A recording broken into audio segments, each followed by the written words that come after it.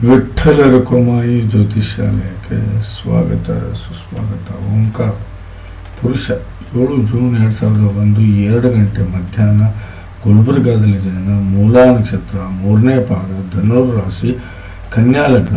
ನೋಡಿ, ಮೂಲಾದ 1 ಮತ್ತು 2ನೇ ಪಾದ ಗಂಡಮೂಲ ನಕ್ಷತ್ರ. ಮೂಲಾದ 3ನೇ ಪಾದ ಗಂಡಮೂಲ ನಕ್ಷತ್ರ ಅಲ್ಲ, ಹೌದು, ಗಂಡಾಂತರ ಮೂಲ ನಕ್ಷತ್ರ ಅಲ್ಲ. ಹಾಗಾಗಿ ತಾವು ಯಾವುದಕ್ಕೂ ಚಿಂತೆ ಮಾಡೋದು ಬೇಡ. ಶುಭ ಯೋಗದಲ್ಲಿ ಹುಟ್ಟಿದ್ದೀರಾ, ಅಡ್ಡಿ ಇಲ್ಲ. ನೋಡಿ, ಶುಭ ಯೋಗದಲ್ಲಿ ಹುಟ್ಟಿದ್ದೀರಾ. ಹಾಗಾಗಿ ಅದನ್ನು ನಾವು ಗಾಂಧೀಜಿಯವರ ನಕ್ಷತ್ರ ಅಂತ ಕರಿತೀವಿ. ಅದನ್ನು ಮಹಾತ್ಮ ಗಾಂಧೀಜಿಯವರ ಆ ನಕ್ಷತ್ರದಲ್ಲಿ ಹುಟ್ಟಿದ್ರು. ಮೂಲ ನಕ್ಷತ್ರ 3ನೇ ಪಾದದಲ್ಲಿ ಹುಟ್ಟಿದ್ರು. ಬನ್ನಿ ನೋಡೋಣ ಜಾತಕದಲ್ಲಿ ಏನು ಹೇಳುತ್ತೆ, ಏನಿಲ್ಲ ಅಂತ. 1 ನೀವು ನಿಮ್ಮ ವ್ಯಕ್ತಿತ್ವ, 2 ವ್ಯವಹಾರ, 3 ಪರಾಕ್ರಮ, 4 ನಿಮ್ಮ ತಾಯಿ ಹಾಗೂ ಪ್ರಾಪರ್ಟಿ, 5 ವಿದ್ಯೆ, 6 ಕಷ್ಟ, 7 ದಾಂಪತ್ಯ, 8 ಶತ್ರು, 9 ಭಾಗ್ಯ, 10 ಕೆಲಸ, 11 ಲಾಭ, 12 ವಿದೇಶಿ ಪ್ರಯಾಣ. ಯಾವುದೇ ಗ್ರಹ ಇರಲಿ, 0 to 6 ಆಗಲಿ, 24 to 29 ಆಗಲಿ ಇದ್ದರೆ ಲಾಭ ಸಿಗಲ್ಲ. 6 ಇಂದ 24 ಇರಬೇಕು. ಯಾಕಂದರೆ 0 to 6 ಅಂದರೆ 0 to 10 ಇಯರ್ಸ್ ಅಂತ ಅರ್ಥ. 24 to 29 ಅಂದರೆ 65ರಿಂದ 100 ವರ್ಷ ಅಂತ ಅರ್ಥ. 6 ಇಂದ 24 ಅಂದರೆ 15ರಿಂದ 60 ವರ್ಷ ಅಂತ ಅರ್ಥ. ನೋಡಿ, ಇದನ್ನು ನಾವು ಬಾಲ್ಯಾವಸ್ಥೆ ಅಂತ ಕರೆದರೆ, ಇದನ್ನು ವೃದ್ಧಾಪ್ಯಾವಸ್ಥೆ ಅಂತ ಕರಿತೀವಿ, ಇದನ್ನು ಯೌವನಾವಸ್ಥೆ ಅಂತ ಕರಿತೀವಿ. ಯಾವುದೇ ಗ್ರಹ ಯೌವನಾವಸ್ಥೆಯಲ್ಲಿ ಇದ್ದರೆ ಒಳ್ಳೆ ಫಲ ಕೊಡ್ತವೆ. ಆದರೆ ರಾಹು ಮತ್ತು ಕೇತು ಮತ್ತು ಉಚ್ಚ ನೀಚ ಗ್ರಹಗಳಿಗೆ ಈ ರೂಲ್ಸ್ ಅಪ್ಲೈ ಆಗುವುದಿಲ್ಲ. ಹೌದಾ? 1, 4, 7, 10 ಕೇಂದ್ರ ಆದರೆ 2 ಧನೇಶ, 11 ಲಾಭೇಶ. ನೋಡಿ, 1, 5, 9 ತ್ರಿಕೋಣ ಆದರೆ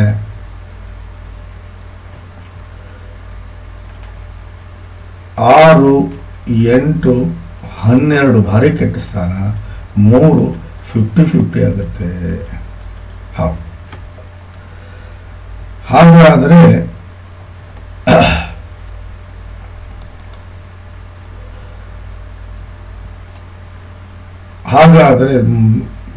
ಕನ್ಯಾ ಲಗ್ನದ ಯೋಗಕಾರಕ ಗ್ರಹ 1ನೇದೇ ಬುಧ, 2ನೇದು ಶುಕ್ರ, 3ನೇದು ಶನಿ, 4ನೇದು ಗುರು, ತಾತ್ಕಾಲಿಕ ಮಿತ್ರ ಸೂರ್ಯ. ರಾಹು ಕೇತು ಮಿತ್ರರಾದರೆ ಅತಿ ದೊಡ್ಡ ವಿರೋಧಿ ಕುಜ ಹಾಗೂ ಚಂದ್ರ. ಮೋಸ್ಟ್ ಡೇಂಜರಸ್ ಕುಜ ಮತ್ತು ಚಂದ್ರ ಮೀನ ಲಗ್ನಕ್ಕೆ. ನೆನಪಿಟ್ಟುಕೊಳ್ಳಿ. ಬನ್ನಿ, ಗ್ರಹಗಳ ಸ್ಥಿತಿ ಬಹಳ ಕೆಟ್ಟಿದೆ ಇವರೇ. ಹೌದು ನೋಡಿ, ವಕ್ರೀಯ ಕುಜ, ಉಚ್ಚ ಕೇತು, ಉಚ್ಚ ರಾಹು, ಹೌದಾ? ನೀಚ ಯಾರು ಇಲ್ಲ, ಅಸ್ತಂಗತ ಶನಿ ಹಾಗೂ ಗುರು ಆಗಿದ್ದಾರೆ. This is most dangerous. ನೀವು ಏನೇ ಮಾಡಿದ್ರು ಅವ್ರನ್ನ ಆಕ್ಟಿವೇಟ್ ಮಾಡ್ಕೊಳ್ಳಿಲ್ಲ, ಅವರ ಜೀವನದಲ್ಲಿ ಸಕ್ಸಸ್ ಕಡಿಮೆ ಆಗುತ್ತೆ ಮಿಸ್ಟರ್ ಓಂಕಾರ. ಹೌದು, ಓಂಕಾರ ಅವರೇ, ಇಲ್ಲಿ ಏನಾಗಿದೆ ತೊಂದರೆ ಅಂದ್ರೆ, ವಿರೋಧಿಗಳು ಬಂದು 4ನೇ ಭಾವದಲ್ಲಿ ಕೂತಿದ್ದಾರೆ. ಕರೆಕ್ಟಾ? ಕಾಳ ಸರ್ಪ ದೋಷ ಇದೆ ನಿಮಗೆ. ಹೆಂಗೆ? ಇವನು ವಿರೋಧಿನ, ಇವನು ರಾಕ್ಷಸ ಗ್ರಹನ, ಇವನು ವಿರೋಧಿ. ಹೌದಾ? ಹಾಗಾಗಿ ಕಾಳ ಸರ್ಪ ದೋಷ ಇದೆ ನಿಮಗೆ. ಕೇಂದ್ರದಲ್ಲಿ ವಿರೋಧಿಗಳು ಬಂದು ಕುಂತ್ರೆ ಕಾಳ ಸರ್ಪ ದೋಷ ಅಂತ ಕರಿತೀವಿ. ಹೌದು, ದ ಮೋಸ್ಟ್ ಡೇಂಜರಸ್ ದೋಷ ಇದೆ. ಹೌದು, ರೋಗಕ್ಕೆ ತುತ್ತಾಗ್ಬೋದು, ನೀವು ವಿಪರೀತ ಸಾಲ ಮಾಡ್ಕೋಬಹುದು, ಕೆಟ್ಟ ಘಟನೆಗಳು ನಿಮ್ಮ ಜೀವನದಲ್ಲಿ ನಡೆಯಬಹುದು.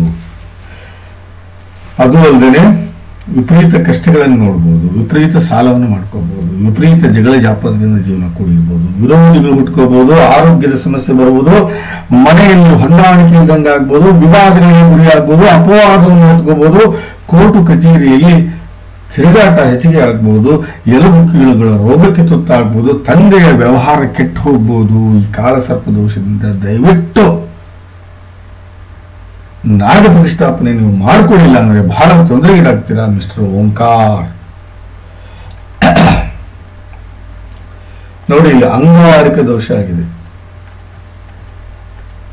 ಆಮೇಲೆ ಗ್ರಹಣ ದೋಷ ಆಗಿದೆ 4ನೇ ಮನೆಯಲ್ಲಿ. 4ನೇ ಮನೆ ಅಂಗಾರಿಕ ದೋಷ ಆಗಬಾರ್ದ್ರಿ. ಅಂಗಾರಿಕ ದೋಷ ಆದ್ರೆ ಜಗಳದ ಹೊಡೆದಾಟದಲ್ಲಿ ಪ್ರಾಣಕ್ಕೆ ತುತ್ತಾಗ್ಬೋದು, ಪ್ರಾಣಕ್ಕೆ ಅಪಾಯ ಆಗ್ಬೋದು, ರೋಗದಿಂದ ಪ್ರಾಣಕ್ಕೆ ಅಪಾಯ ಆಗ್ಬೋದು, ಆಕ್ಸಿಡೆಂಟ್ ನಿಂದ ಪ್ರಾಣಕ್ಕೆ ಅಪಾಯ ಆಗ್ಬೋದು. ಅಂಗಾರಿಕ ದೋಷ 4ನೇ ಭಾವದಲ್ಲಿ ಆಗಬಾರ್ದು. ಮನೆಯಲ್ಲಿ ಯಾರೂ ಹೊಂದಾಣಿಕೆ ಇಲ್ದೇನೆ ನೆಮ್ಮದಿ ಹಾಳಾಗ್ಬೋದು, ಪ್ರಾಪರ್ಟಿ ಪ್ಲೆಡ್ಜಿಂಗ್ ಬರಬಹುದು, ಇಲ್ಲ ಪ್ರಾಪರ್ಟಿ ಮಾರ್ಕೋಬಹುದು, ಇಲ್ಲ ಪ್ರಾಪರ್ಟಿ ಕಳ್ಕೋಬಹುದು, ಇಲ್ಲ ಮೋಸ ಹೋಗ್ಬೋದು. ಇವೆಲ್ಲವೂ ಅಂಗಾರಿಕ ದೋಷದಿಂದ ಆಗುವಂತ ಕೆಟ್ಟ ಫಲಗಳು.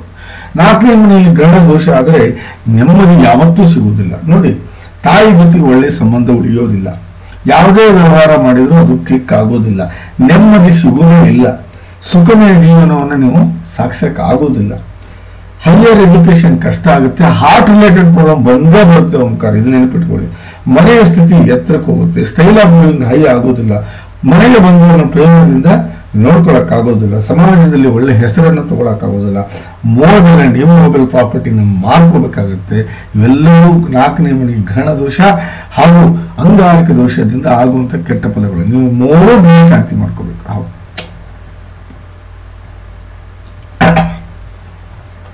ಇದು ಒಳ್ಳೇದಲ್ಲ ಓಂಕಾರ್. ಹೌದು, ಅಂಗಾರಿಕ ದೋಷ ಒಳ್ಳೇದಲ್ಲ. ನೋಡಿ, ಶುಕ್ರ ಯಾರನು 2 ಮತ್ತು 9ನೇ ಭಾವದ ಸ್ವಾಮಿ. ಬಟ್ 9ನೇ ಭಾವ ಕವರ್ ಗುರು ಕವರ್ ಮಾಡಿದ್ದಾನೆ, ಸೂರ್ಯನ ಕವರ್ ಮಾಡಿದ್ದಾನೆ, ಶನಿನ ಕವರ್ ಮಾಡಿದ್ದಾನೆ. ಹಾಗಾಗಿ 9ನೇ ಭಾವದ ಫಲ ಏನು ಕೆಟ್ಟದ್ದು ಸಿಗುವುದಿಲ್ಲ ನಿಮಗೆ.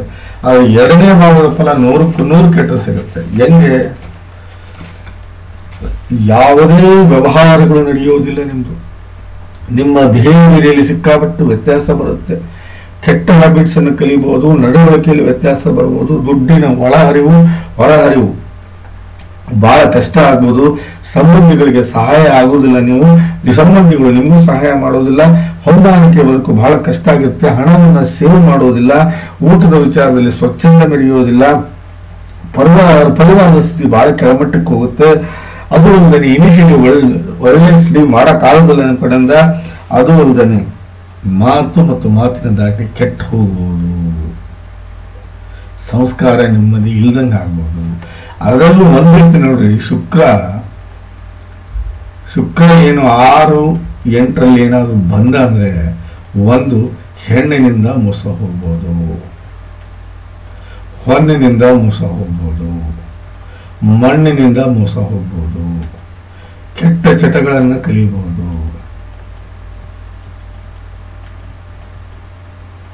ಇವೆಲ್ಲವೂ ಆಗ್ತಾ ಇದೆ.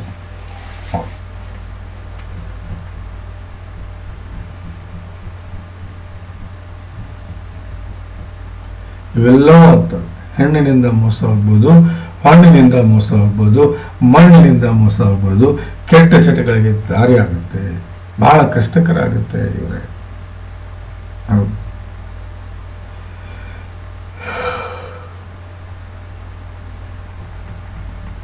ಹೆಣ್ಣು ಹಣ್ಣು ಮಣ್ಣು ಇವೆಲ್ಲವನ್ನೂ ಕಳ್ಕೊತೀರಾನೆ.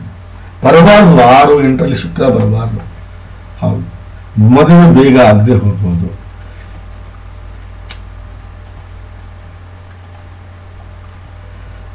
ನೋಡಿ, ಅಸ್ತಂಗತ ಶನಿ, ಅಸ್ತಂಗತ ಗುರು. ನೀವು ಇಲ್ಲಿ 7 ಕ್ಯಾರೆಟ್ ನೀಲ ಹಾಕ್ಲೇಬೇಕು. 7 ಕ್ಯಾರೆಟ್ ಪುಷ್ಯರಾಗ ಹಾಕ್ಲೇಬೇಕು. ಹಾಕ್ಲಿಲ್ಲ ಅಂದ್ರೆ ಯಾವುದೂ ಇಲ್ಲ ಸರ್. ಮಸ್ಟ್ ಅಂಡ್ ಶುಡ್ ಹಾಕ್ಬೇಕು ನೀವು, ಇಲ್ಲ ಅಂದ್ರೆ ನಡೆಯೋದಿಲ್ಲ. ಹೌದು, 7 ಕ್ಯಾರೆಟ್ ನೀರು ಹಾಕ್ಬೇಕು, 7 ಕ್ಯಾರೆಟ್ ಪಚ್ಚೆ ಹಾಕ್ಬೇಕು. ಇವು ರಾಹುಕೇತು ಹೆಂಗಂದ್ರೆ ನೋಡಿ, ಸೂರ್ಯ ಬುಧ ಶನಿ 3 ಜನ ಇದ್ದಾರೆ. ಎಷ್ಟು ಯೋಗಗಳಾಗ್ತಾ ಗೊತ್ತಾ? ಒಂದನೇದ್ದು 5ನೇ ಮನೆ ಸ್ವಾಮಿ 9ನೇ ಮನೆಯಲ್ಲಿ ಬಂದಿದ್ದಕ್ಕೆ ಶ್ರೇಷ್ಠ ಮಹಾಲಕ್ಷ್ಮಿ ಯೋಗ. 2ನೇದು ಗುರು ಶನಿ. ಹೌದಾ, ಗುರು ಶನಿ ಯುತಿಯನ್ನು ನಾವು ಏನಂತ ಧರ್ಮಕರ್ಮ ಯೋಗ.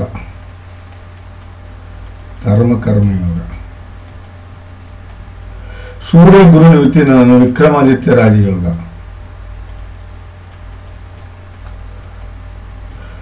ನಾಲ್ಕನೇದು ಸಂಘರ್ಷ ಯೋಗ, ಸೂರ್ಯ ಮತ್ತು ಶನಿ ಯೋಗನ ಸಂಘರ್ಷ ಯೋಗ ಅಂತ. ಸ್ವಲ್ಪ ತಂದೆ ಜೊತೆಗೆ ನಿಮಗೂ ತಂದೆಗೂ ಆಗಿ ಬರುವುದಿಲ್ಲ ಅಷ್ಟೇ. ಹೌದು, ನಿಮಗೂ ತಂದೆಗೂ ಆಗಿ ಬರುವುದಿಲ್ಲ. ಹೌದು,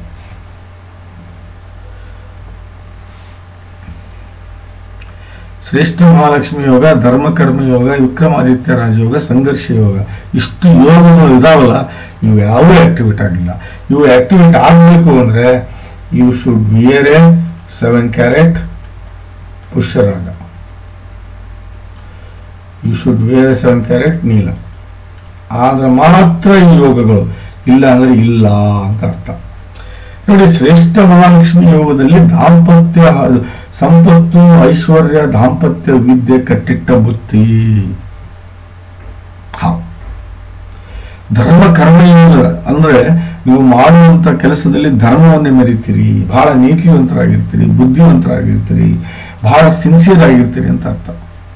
ವಿಕ್ರಮಾದಿತ್ಯ ರಾಜಯೋಗ, ನೀವು ಒಂದು ಶಾಪ್ ಇಟ್ಕೋಬಹುದು, ಒಂದು ಸಂಸ್ಥೆ ಇಟ್ಕೋಬಹುದು, ಒಂದು ಫ್ಯಾಕ್ಟರಿ ಇಟ್ಕೋಬಹುದು, ಇಲ್ಲ ಒಂದು ಯಾವ್ದಾದ್ರು ಮಾಲೀಕರಾಗಿರ್ಬೋದು. ನಿಮ್ಮ ಕೆಳಗೆ ಒಂದು 20-30 ಜನ ಕೆಲಸ ಮಾಡಿಬಿಟ್ಟು ಪೇಮೆಂಟ್ ತಗೊಂಡು ಹೋಗ್ತಾರಲ್ಲ, ಅದಕ್ಕೆ ವಿಕ್ರಮಾದಿತ್ಯ ರಾಜಯೋಗ ಅಂದ್ರೆ ಇವರಲ್ಲಿ ಓನರ್, ಲೀಡರ್ ಅಂತ, ಹೆಡ್ ಅಂತ.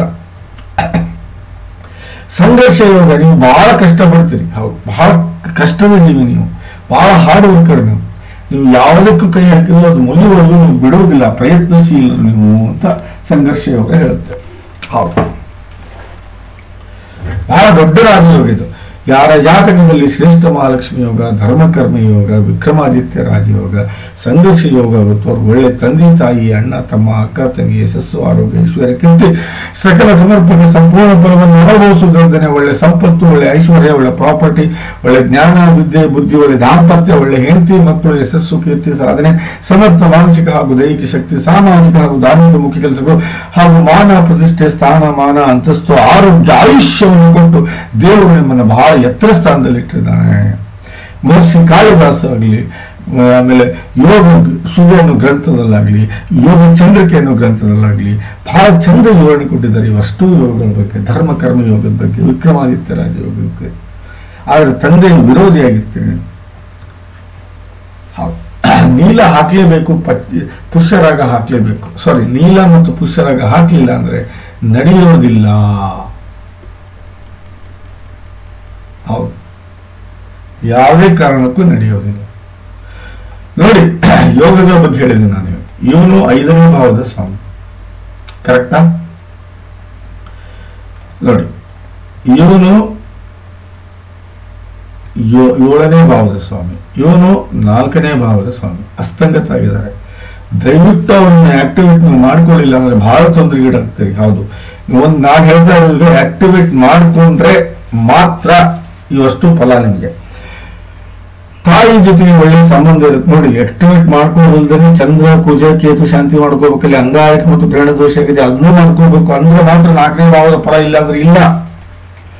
ತಾಯಿ ಜೊತೆಗೆ ಒಳ್ಳೆ ವ್ಯವಹಾರ ಇರುತ್ತೆ, ಒಳ್ಳೆ ಬಿಸ್ನೆಸ್ ಮಾಡ್ತೀರಿ, ಒಳ್ಳೆ ನೆಮ್ಮದಿಯಿಂದ ಬದುಕ್ತೀರಿ, ಸುಖಮಯ ಜೀವನ ಸಾಗಿಸ್ತೀರಿ, ಒಳ್ಳೆ ಪ್ರಾಪರ್ಟಿಯನ್ನು ಖರೀದಿ ಮಾಡ್ತೀರಿ, ಹೊಂದಾಣಿಕೆ ಬದುಕಿಗೆ ಬಹಳ ಆಸರೆ ಇರುತ್ತೆ, ಮನೆಯ ಸ್ಥಿತಿ ಎತ್ತರಕ್ಕೆ ತಗೊಂಡು ಹೋಗ್ತೀರಿ, ಸ್ಟೈಲ್ ಆಫ್ ಲಿವಿಂಗ್ ಹೈ ಇರುತ್ತೆ, ಮನೆಗೆ ಬಂದವರನ್ನ ಪ್ರೇಮದಿಂದ ನೋಡ್ಕೋತೀರಿ, ಸಮಾಜದಲ್ಲಿ ಒಳ್ಳೆ ಹೆಸರು ಮಾಡೋದಾದ್ರೆ 3ನೇ ನೀವು ಪ್ರಾಪರ್ಟಿಯನ್ನು ಖರೀದಿ ಮಾಡ್ತೀರಿ. ಒಂದು ವೇಳೆ ನೀವು ಚಂದ್ರ, ಕುಜ, ಕೇತು ಶಾಂತಿ ಮಾಡಿದ್ರೆ ನೀವು 4ನೇ ಭಾವದ ಫಲವನ್ನು ತಗೊಳ್ಳಕ್ಕಾಗುವುದಿಲ್ಲ.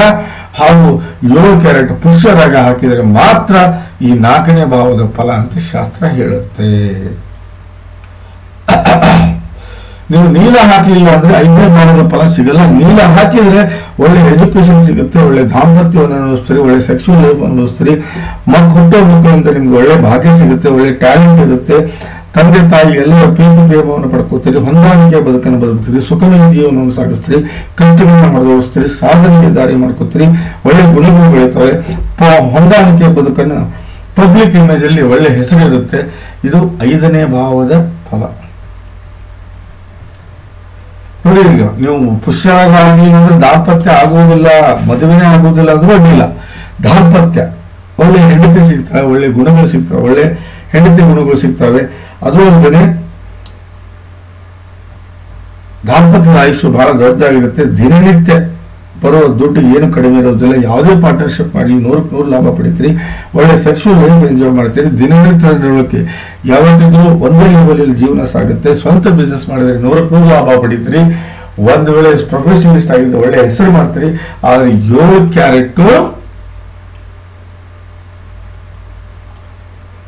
ಕ್ಯಾರೆಟ್ ಏನು ಪುಷ್ಯರಾಗ ಹಾಕ್ಲೇಬೇಕು. ಸೊ 9ನೇ ಭಾವದ ಫಲವನ್ನು ಪಡಿತೀರಿ. ಗುರುವಿನ ಆಶೀರ್ವಾದ ಸದಾ ನಿಮ್ ಜೊತೆಗಿರುತ್ತೆ. ಧರ್ಮವನ್ನು ನಿಂತರಿ, ಭಾಗ್ಯವಂತರಾಗಿರ್ತೀರಿ, ಪ್ರಾಪ್ತಿಯನ್ನು ಪಡ್ಕೋತೀರಿ. ತಂದೆಯ ಜೊತೆಗೆ ನಿಕಟ ಸಂಬಂಧ ಇರುತ್ತೆ. ಸಾವಿಗೆ ದಾರಿ ಮಾಡ್ಕೋತೀರಿ. ಸುಖಮಯ ಜೀವನ ಸಾಗಿಸ್ತೀರಿ. ಗೆಲುವು ಸದಾ ನಿಮ್ದಾಗಿರುತ್ತೆ. ಸಂಬಂಧಗಳಿಗೆ ಸಹಾಯ ಮಾಡ್ತೀರಿ. ದೇವರ ಆಶೀರ್ವಾದ ನಿಮ್ದಾಗಿರುತ್ತೆ. ಬಹಳ ಲಕ್ಕಿ ಆಗಿರ್ತೀರಿ. ಪುಣ್ಯದ ಕೆಲಸ ಮಾಡ್ತೀರಿ. ಮನೆಯಲ್ಲಿ ನೆಮ್ಮದಿಯಿಂದ ಬದುಕ್ತೀರಿ. ಇದು 9ನೇ ಭಾವದ ಫಲ. ನಾನು ಹೇಳೋದನ್ನ ಸರಿಯಾಗಿ ಅರ್ಥ ಮಾಡ್ಕೊಳ್ಳಿ. ಇಲ್ಲಿ 7 ಕ್ಯಾರೆಟ್ ಪುಷ್ಯರಾಗಬೇಕು, ಇಲ್ಲಿ 7 ಕ್ಯಾರೆಟ್ ನೀಲ ಬೇಕು. ಅಂದ್ರೆ ಮಾತ್ರ ಇವಷ್ಟು ನೋಡಿ. ಇಲ್ಲಿ ನೋಡಿ ಎಷ್ಟು ವಿಚಿತ್ರ ಅಂದ್ರೆ ಬುಧನ ಅಸ್ತಂಗತ ಆಗಿದ್ದಾನೆ. Most dangerous. ಸ್ವಂತ ಮನೆಯಲ್ಲಿದ್ದಾನೆ ನೋಡಿ. ಇಲ್ಲಿ ಇವನು 1 ಮತ್ತು 10ನೇ ಭಾವದ ಫಲವನ್ನು ಕೊಡೋನು. ಅವನೇ ಅಸ್ತಂಗತ ಆಗಿದ್ದಾನೆ ಬುಧ.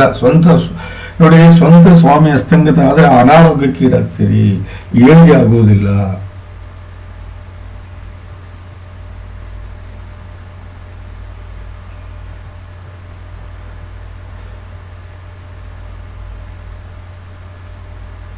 ಅನಾರೋಗ್ಯಕ್ಕೀಡಾಗ್ತೀರಿ. ಏಳಿಗೆ ಆಗುವುದಿಲ್ಲ.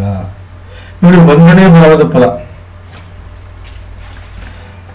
1ನೇ ಭಾವದ ಫಲ ಅನುಭವಿಸ್ಬೇಕಂದ್ರೆ ಇಲ್ಲಿ ಪಚ್ಚೆ ಹಾಕ್ಲೇಬೇಕು. ನೀವು 7 ಕ್ಯಾರೆಟ್ ಪಚ್ಚೆ ಹಾಕ್ಲೇಬೇಕು. ಇಲ್ಲ ರೀ, ನೀವು ಅನ್ನೆಸೆಸರಿ ತೊಂದರೆ ಮಾಡ್ಕೊತೀರ. ಪಚ್ಚೆ ಪುಷ್ಯರಾಗ ನೀಲ ಹಾಕ್ಲಿಲ್ಲ ಅಂದ್ರೆ ನನ್ನ ಸಿಗುತ್ತೆ. ನಾನು 9 ದಿನ ಅದನ್ನ ಜಪ ಮಾಡಿ ಕಳಿಸ್ತೀನಿ. ವಿಪರೀತ ಸ್ಟ್ರಾಂಗ್ ಇರುತ್ತೆ, ಒಳ್ಳೇದಾಗುತ್ತೆ. ದಯವಿಟ್ಟು ಮಾಡ್ಕೊಳ್ಳಿ. ನೋಡಿ, ಒಳ್ಳೆ ವ್ಯಕ್ತಿತ್ವವನ್ನು ಹೊಂದಿರ್ತೀರಿ. ಒಳ್ಳೆ ಗುಣಗಳು ಬೆಳೀತವೆ. ಒಳ್ಳೆ ಸಂಗೀತಗಳಿಗೆ ಆಸಕ್ತಿಯನ್ನು ತೋರಿಸ್ತೀರಿ. ಮೆಂಟಲಿ ಕೆಪಬಲ್ ಇರ್ತೀರಿ. ಫಿಸಿಕಲಿ ಸ್ಟ್ರಾಂಗ್ ಇರ್ತೀರಿ. ಆಶೆ ಆಕಾಂಕ್ಷೆಗಳು ಈಡೇರ್ತವೆ. ಒಳ್ಳೆ ಇಮೇಜ್ ಬೆಳೆಯುತ್ತೆ. ಬುದ್ಧಿವಂತಿಕೆ ನಡೆಯುತ್ತೆ. ಗ್ರಾಸ್ಪಿಂಗ್ ಪವರ್ ಬಹಳ ಚೆನ್ನಾಗಿರುತ್ತೆ. ಒಳ್ಳೆ ಟೇಸ್ಟ್ ಅನ್ನು ಹೊಂದಿರ್ತೀರಿ. ಅದು ಅಲ್ಲದೆ 10ನೇ ಭಾವದ ಫಲವನ್ನು ಪಡ್ಕೋತೀರಿ. ಹೌದು, ಏನು ನೀವು ಮಾಡುವ ಕೆಲಸ ನಿಮ್ಗೆ ಇಷ್ಟ ಆಗುತ್ತೆ. ನಿಮ್ಮ ಕೆಲಸದ ವಿಧಾನ ಇಷ್ಟ ಆಗುತ್ತೆ. ಕೆಲಸದಲ್ಲಿ ಗೆಲುವು ಕಾಣ್ತೀರಿ. ಕೆಲಸದಲ್ಲಿ ಗಳಿಕೆ ಕಾಣ್ತೀರಿ. ಮಾನ ಪ್ರತಿಷ್ಠೆ, ಸ್ಥಾನ ಮಾನ, ಐಶ್ವರ್ಯ, ಸಂಪತ್ತು, ಕೀರ್ತಿ, ಆರೋಗ್ಯ ಎಲ್ಲವನ್ನು ಪಡ್ಕೋತೀರಿ. ಇದು 10ನೇ ಭಾವದ ಫಲ. 1 ಮತ್ತು 10ನೇ ಭಾವದ ಫಲ. ನೋಡಿ, ಪಂಚ ಮಹಾಪುರುಷ ರಾಜಯೋಗ ಆಗಿದೆ. ಅಸ್ತಂಗದ ನೀವು ಇಲ್ಲಿ 7 ಕ್ಯಾರೆಟ್ ಪಚ್ಚೆ ಹಾಕೊಂಡ್ರೆ ಪಂಚ ಮಹಾಪುರುಷ ರಾಜಯೋಗ ಜನರೇಟ್ ಆಗುತ್ತೆ. ನೋಡಿ, ಶನಿಯಿಂದ ಸಸ, ಗುರುವಿನಿಂದ ಹಂಸ, ಕುಜನಿಂದ ರುಚುಕ, ಶುಕ್ರನಿಂದ ಮಾಲಿವ್ಯ, ಬುಧನಿಂದ ಬದ್ಧ ಮಹಾಪುರುಷ ರಾಜಯೋಗ.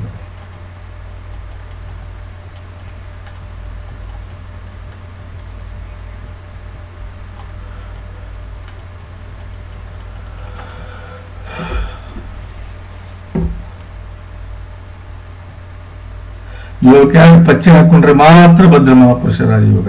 ಭದ್ರ ಮಹಾಪುರುಷ ರಾಜಯೋಗ ಆದ್ರೆ ಬುದ್ಧಿವಂತರು, ನೀತಿವಂತರು, ಹೆಚ್ಚಾಗಿ ಸರ್ಕಾರಿ ನೌಕರಿ ಮಾಡೋರು. ಹೌದು, advocates, bank managers, tax consultants, chartered accountant ಇವೆಲ್ಲವೂ ಆಗೋ ಚಾನ್ಸಸ್ ಬಹಳ ಇದೆ. ನಿಮ್ಗೆ ದಯವಿಟ್ಟು ಭದ್ರ ಮಹಾಪುರುಷ ರಾಜಯೋಗದ ಕ್ವಾಲಿಟಿನೇ ಬೇರೆ. ಅದು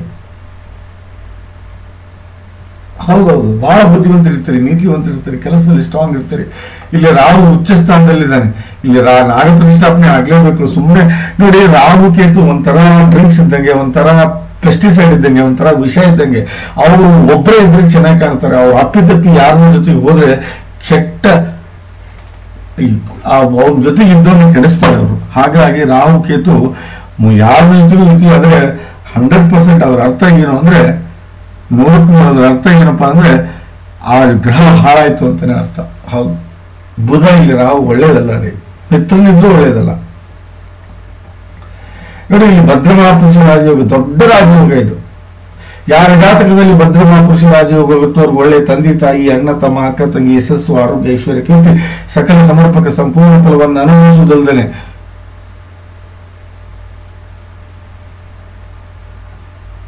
ಒಳ್ಳೆ ಸಂಪತ್ತು, ಒಳ್ಳೆ ಐಶ್ವರ್ಯ, ಒಳ್ಳೆ ಪ್ರಾಪರ್ಟಿ, ಒಳ್ಳೆ ಜ್ಞಾನ, ವಿದ್ಯೆ, ಬುದ್ಧಿ, ದಾಂಪತ್ಯ.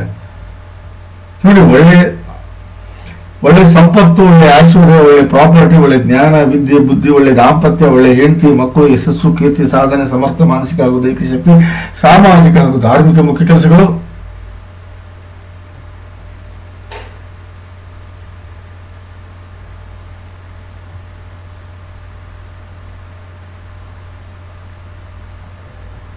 ಮಾನ ಪ್ರತಿಷ್ಠೆ ಸ್ಥಾನ ಮಾನ ಯಶಸ್ಸು ಕೀರ್ತಿಯ ಆರೋಗ್ಯ ಆಯುಷ್ಯವನ್ನು ಪಡ್ಕೊಂಡು ಬಹಳ ಎತ್ತರ ಸ್ಥಾನದಲ್ಲಿ ಹೋಗ್ತೀರಿ. ಕಾಳಿದಾಸರು ತಮ್ಮ ಗ್ರಂಥದಲ್ಲಿ ಭದ್ರ ಮಹಾಪುರುಷರಾಜರ ಬಗ್ಗೆ ಬಹಳ ಚಂದ ವಿವರಣೆ ಕೊಟ್ಟಿದ್ದಾರೆ. ನಾನು ಹೇಳೋದನ್ನ ಇಲ್ಲಿ ನಿಮ್ಗೆ ಬೇಕಾಗಿರೋದು ಬಹಳ ಇದೆ. ಇವ್ರೆ ಅಮೃತ್ ಅವರೇ,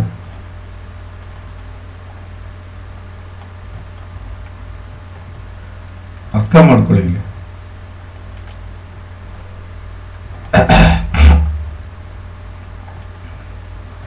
ನೋಡಿ, ಇಲ್ಲೇ ನೀವು ಚಂದ್ರ ಕುಜ ಶಾಂತಿ ಮಾಡ್ಕೋಬೇಕು, ನಾಗ ಪ್ರತಿಷ್ಠಾಪನೆ ಮಾಡ್ಕೋಬೇಕು, ಶುಕ್ರ ಶಾಂತಿನೂ ಮಾಡ್ಕೋಬೇಕು. ಎಲ್ಲರಿಗಿಂತ ಹೆಚ್ಚಾಗಿ 7 ಕ್ಯಾರೆಕ್ಟು ನೀವು ನೀಲ ನೀಲ ನೀಲ ಹಾಕೋಬೇಕು, ಪುಷ್ಯರಾಗ ಹಾಕೋಬೇಕು, ಪ್ಲಸ್ ಪಚ್ಚೆ ಹಾಕೋಬೇಕು. ಇಲ್ಲ ಅಂದ್ರೆ ನಡೆಯೋದಿಲ್ಲ, ನಿಮ್ದು ಬಹಳ ತೊಂದರೆಗೀಡಾಗ್ತೀರ. ಮಾಸ್ಟರ್ ಶುಡ್ ನನ್ನ ಹತ್ರ ಸಿಗುತ್ತೆ, ಫೋನ್ ಮಾಡಿ ಬನ್ನಿ. ದಾಂಪತ್ಯ ಹೇಗಿದೆ ನೋಡೋಣ. ದಾಂಪತ್ಯಕ್ಕೆ ಏನು ಚಿಂತೆ ಇಲ್ಲ, ನೋ ಪ್ರಾಬ್ಲಮ್. ದಾಂಪತ್ಯಕ್ಕೆ ಏನು ಚಿಂತೆ ಇಲ್ಲ. ಹೌದು, ದಾಂಪತ್ಯಕ್ಕೆ ಏನು ಚಿಂತೆ ಇಲ್ಲ, ಚೆನ್ನಾಗಿರುತ್ತೆ. ನಿಮ್ಮ ಶಿಕ್ಷಣ ನೋಡ್ಬೇಕಲ್ಲ. ನನಗ ಏನು ಓದ್ತಾ ಇದ್ದೀರಿ ಗೊತ್ತಿಲ್ಲ, ನಿಮ್ಗೆ 22 ವರ್ಷ ನಿಮಗೀಗ. No problem. 10ನೇ ಮನೆಯಲ್ಲಿ ಶನಿ ಇದ್ದಾನೆ ನೋಡಿ, ಅಸ್ತಂಗತ ಆಗಿದ್ದಾನೆ. ನೀವು ಹಾಕೊಳ್ಳೇಬೇಕು ಇವ್ರದ್ದು. ಶುಕ್ರ ಸೂರ್ಯ ಇದ್ದಾನೆ, ಕುಜ 2ನೇ ಮನೆಯಲ್ಲಿ. ಎಜುಕೇಶನ್ ಆಗುತ್ತೆ, ಅದಕ್ಕೇನು ತೊಂದರೆ ಇಲ್ಲ. ಎಜುಕೇಶನ್ ಆಗುತ್ತೆ. ಕೆಲಸದ ವಿಚಾರವಾಗಿ 9ನೇ ಮನೆಯಲ್ಲಿ ಶುಕ್ರ ಇದ್ದಾನೆ. No problem, no problem. ಸರ್ಕಾರಿ ನೌಕರಿ ಟ್ರೈ ಮಾಡಿ, ಸಿಗುತ್ತೆ, 100ಕ್ಕೆ 100 ಸಿಗುತ್ತೆ. ಆದರೆ ನೀವು ಪುಷ್ಯರಾಗ ಪಚ್ಚೆ ಇವನ್ನೆಲ್ಲ ಹಾಕೊಳ್ಳಿಲ್ಲ ಅಂದ್ರೆ ನಡೆಯೋದಿಲ್ಲ. ಬನ್ನಿ, ಯಾವ ದಶೆಯಲ್ಲಿದ್ದೀರಾ ನೋಡೋಣ. ಸೂರ್ಯ ದಶೆಯಲ್ಲಿದ್ದೀರಾ, ಹಾಗಾಗಿ ನಿಮ್ಗೇನು ಅನಿಸಿಲ್ಲ ಅದು. ನೋಡಿ, ನಾನು ಹೇಳೋದನ್ನು ಅರ್ಥ ಮಾಡ್ಕೊಳ್ಳಿ. ಫಸ್ಟು ನೀವು ನಾಗ ಪ್ರತಿಷ್ಠಾಪನೆ ಮಾಡ್ಕೊಳ್ಳಿ. ಅದಾದಮೇಲೆ ಶುಕ್ರ, ಹೌದಾ, ಚಂದ್ರ ಹಾಗೂ ಕುಜ ಶಾಂತಿ ಮಾಡ್ಕೊಳ್ಳಿ. ಅದಾದಮೇಲೆ 7 ಕ್ಯಾರೆಕ್ಟು ಪುಷ್ಯರಾಗ, ನೀಲ ಹಾಗೂ ಪಚ್ಚೆ, ಈ 3 ಹಾಕೊಳ್ಳಿ. ಒಳ್ಳೇದಾಗುತ್ತೆ ಅಂತ ಹೇಳ್ತಾ ಈ ಜಾತಕದ ವಿಶ್ಲೇಷಣೆ ಮುಗಿಸ್ತಾ ಇದ್ದೀನಿ. ನಮಸ್ಕಾರ.